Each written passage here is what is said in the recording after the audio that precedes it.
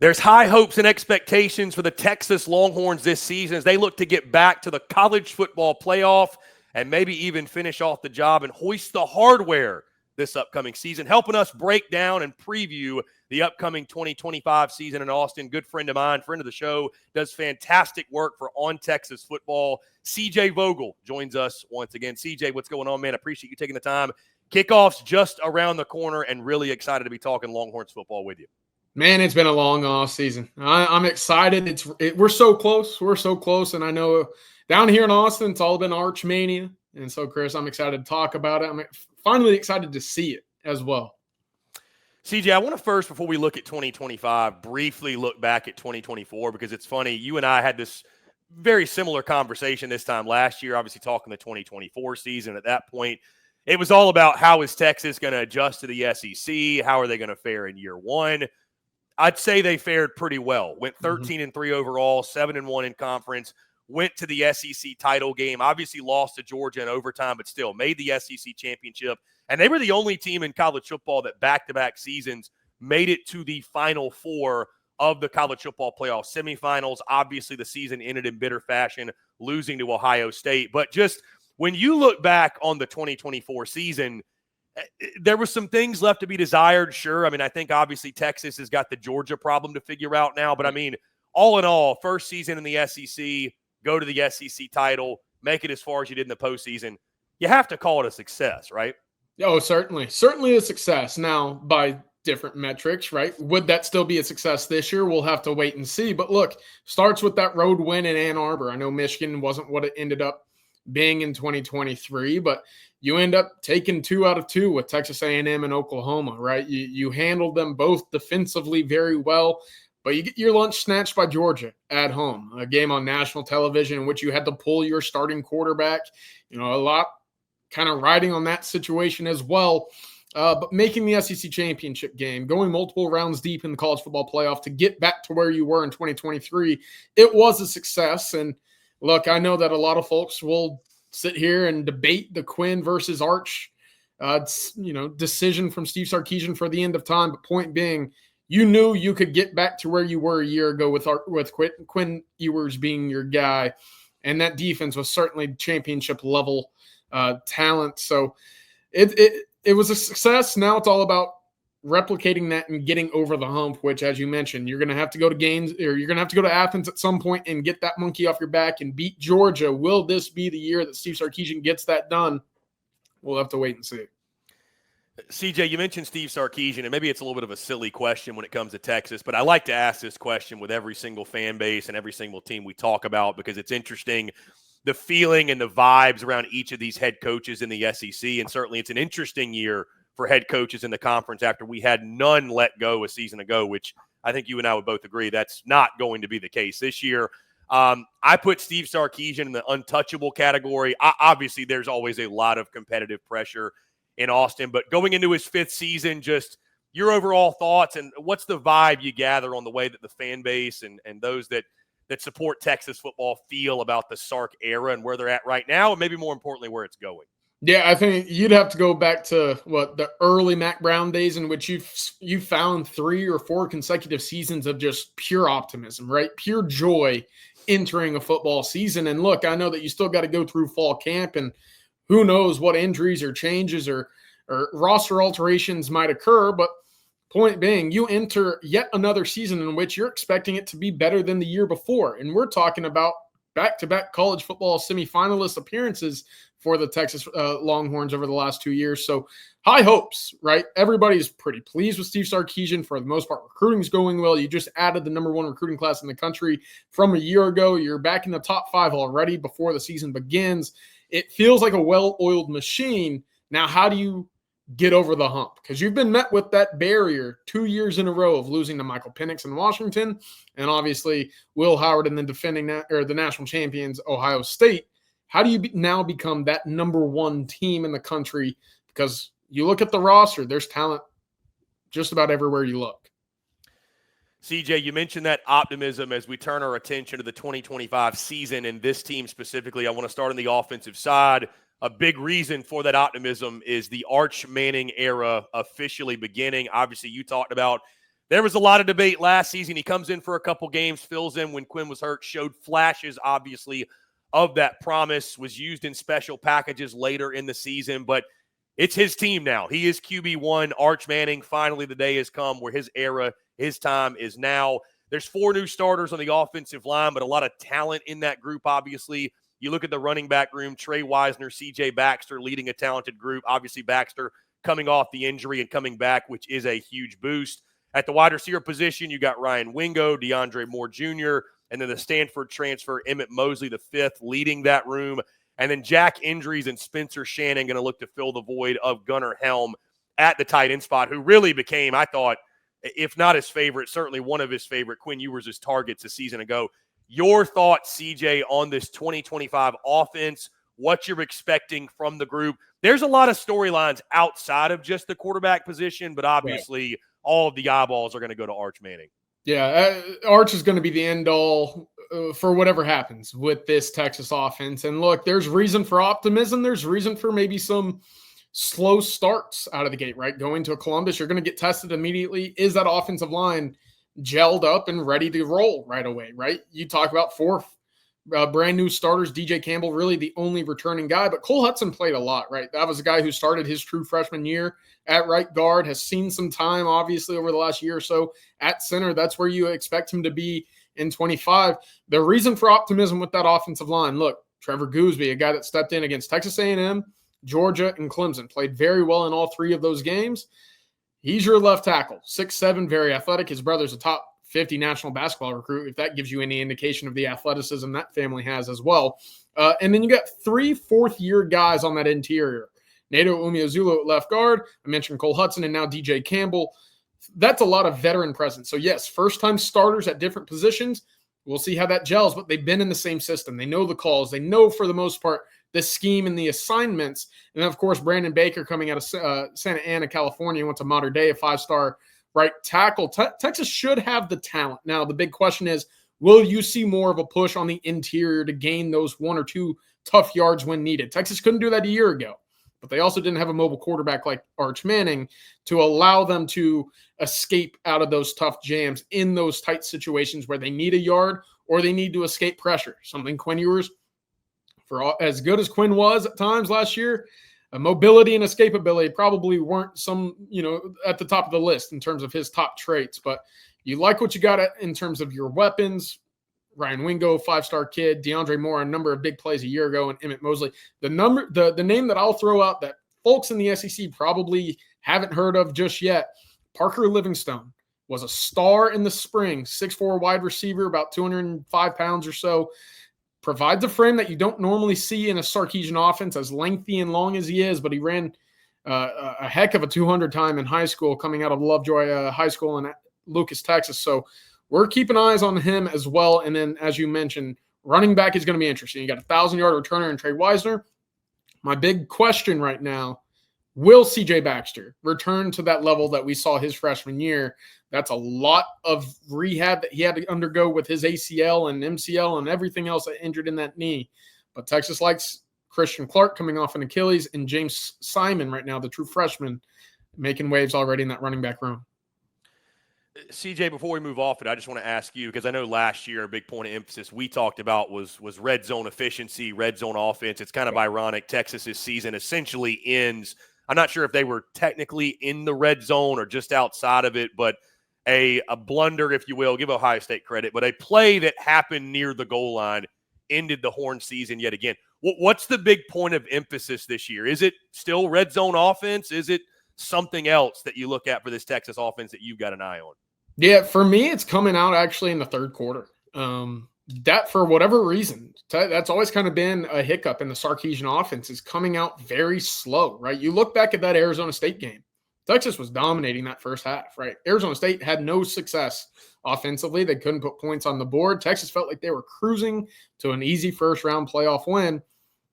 And then you had 7 plays in the third quarter for 3 total yards, and you allow 5 points, right? You had a safety offensively that allowed 2 points. And point being, it gets ugly in spurts for that Texas offense in the third quarter, and allows teams like Arkansas, it allows teams like Vanderbilt to claw back into games in which talent-wise, when you compare the two, they shouldn't be close. But outside of the red zone, yes, that's remains a big issue. I'm expecting Arch's legs to kind of carry some of the weight in that regard. Point being, you gotta come out swinging with that same all gas, no brakes mentality as the first half as you do in the second half. CJ, let's switch sides of the football. Obviously, Texas is one of the best in college football on the defensive side. That looks to be the case yet again. Heck, they might have the best front seven in the entire country. Colin Simmons, Ethan Burke, they both man the edges. Texas really boosted the interior of the defensive line through the portal with guys like Cole Brevard from Purdue, Travis Shaw from UNC, Hero Kanu from Ohio State. Obviously, Anthony Hill returns. Need I say more? Again, one of the best players. He might be the best defensive player in the country. Had a monster sophomore season. He's accompanied by Leona LaFoe, if I'm saying that correctly, and then Trey Moore at the linebacker spot. And then you lose Jahdae Barron in the back end, but you return tons of key contributors in that secondary led by Michael Taft, Jalen McDonald, Malik Muhammad, and Jalen Gabo. Talk about this defense, why you're so high on it. Again, most of us, I think, pretty optimistic. It should be one of the best in not just the SEC, but all of college football. Yeah, reason for optimism. Look, you have an all-American level talent returning at all three levels of the defense, right? You Colin Simmons, Anthony Hill, Michael Taft, a second-team All-American a year ago playing safety for the Horns. And then you go out and you add a number of big-time interior guys, 5 to be exact. Cole Brevard's really just that boulder of a person, right? 340 pounds. You throw him in on goal line situations. You throw him in on early rushing downs and just basically say, hey, eat up 2 blocks. Don't let those guys get to the next level because we have athletic enough linebackers to go filter in and make plays behind the line of scrimmage. The big key for me is who else steps up. Texas really likes Alex January, going to be a true sophomore this year, coming out of Duncanville. He was actually on the same high school defensive line as Colin Simmons. So imagine being a quarterback having to go through AP Calc or something like that and then having to go face Alex January and Colin Simmons. No, thank you. That turns a lot of kids into basketball players, Chris. But point being, Murad Watson is the name that folks aren't talking enough about. Coming out of Syracuse, was a freshman All-American in 2024. He's expected to be in that rotation with the January, with the Brevard. And what does Levon Johnson do? Another 3-tech 5 guy that you can kind of spin in and out. Coming on from the Big Ten in Maryland, Texas needed a lot of contributors this year, obviously, with its defensive line. And they think they have it right now. And fortunately for them, this should be a pass rush that compares with that of just about anybody in the country, led by Colin Simmons and Brad Spence coming in from Arkansas. CJ, I want to talk a little bit of special teams. Obviously, I know it's a facet of the game that's overlooked, but certainly one that's really important. Heck, we saw it play out that way for Texas. Who can forget the still shot of Steve Sarkisian talking to Bert Auburn, and we all know what happened next. The rest is history. But you do have to replace Bert Auburn, who, you know, for all intents and purposes, was a really reliable place kicker most of the time. You bring in a pair of new specialists and kicker Mason Shipley, who comes in from UTSA, and punter Jack Baumeister. I might be, again, mispronouncing that, but coming in from Utah, and then Ryan Niblett, your likely return man on both kickoff and punt. But you got a ton of guys with speed that could play in that role. Thoughts on the Texas special teams? Is that going to be a strength for the Horns, or is it a bigger question mark? It's always been a strength under Steve Sarkisian until a year ago. And last year it took quite a step back in my opinion, it cost you an SEC championship. Now, could you imagine the discourse we'd be having if Texas came in the conference year one and won the SEC championship? So I think for SEC fans, elsewhere in the conference, they're probably looking at the special teams unit and sending them some edible arrangements or flowers saying, thank you for an offseason of hell from Texas fans. But point being, it has to improve. Texas wants to get back to that Final Four. They want to win the national championship. They've got to be better in special forces, as Steve Sarkisian calls it, and it starts with place kicking. Mason Shipley, 30 of 34 over the last 2 years at Texas State. You add in all-conference, Big 12 all-conference punter Jack Baumeister out of Utah as well. So you're expecting more leg strength at the punting position, which was an issue. Last year, the Texas defense, as good as it was put in short fields far too often, whether it be because of poor punt coverage, poor punts in general, or untimely turnovers from the offensive side of the ball. If you give that Texas defense enough runway, well, it's going to be very difficult to score on them consistently throughout 60 minutes. But the big question is, what does the gunner situation look like, and who's going to be your return man, right? Matthew Golden fielded kickoffs a year ago. He's off to the NFL. You don't really have a guy right now on roster outside of a DeAndre Moore, who's been your punt returner, who has necessarily been through a 10, 12, 14 game schedule consistently as that guy back deep. So when we look at the Texas Longhorns, CJ, entering this 2025 season, for what it's worth, 9 starters returned from a season ago, 3 on offense, 6 on defense. Granted, again, in today's college football, I don't know how much the returning starter thing really matters when you load up in the portal the way teams like Texas do. Obviously, an influx of talent comes in. It's one of the most talented teams in college football. We'll see that reflected, and we've seen it reflected in all the preseason predictions, preseason rankings, projections, what have you. A lot of folks think Texas should be the favorite to win the national championship. I want to move into, as we look at this 2025 season, CJ, the schedule was a big, big talking point last year, to a point where I think a lot of it, I know folks in Austin, a lot of us got really exhausted by it. Folks were, criticizing the Horns for, again, something they couldn't control. That was their schedule. It sort of flips this year. You're at Ohio State to open it up, like you mentioned. That's going to be a primetime matchup. You and I both will be in attendance for that game at the Shoe. That right there immediately is going to be a game that I don't look at it as a playoff eliminator, but it's going to let you know where you are really quickly. And I think also it is a big game for the conference, if we're being totally honest. Opening up SEC play at Florida in the Swamp against a really talented Gators team. Obviously, you get that Oklahoma game in Dallas, the Red River Shootout. Some of the games you had at home last year turn into road trips to Lexington, to Starkville. You got to go to Athens late in the season, which I think, CJ, and I'm sure you'd agree, might be de facto play-in game to the SEC championship, and then closing out your season with teams like Arkansas and then Texas A&M on a Friday night, by the way, in Austin.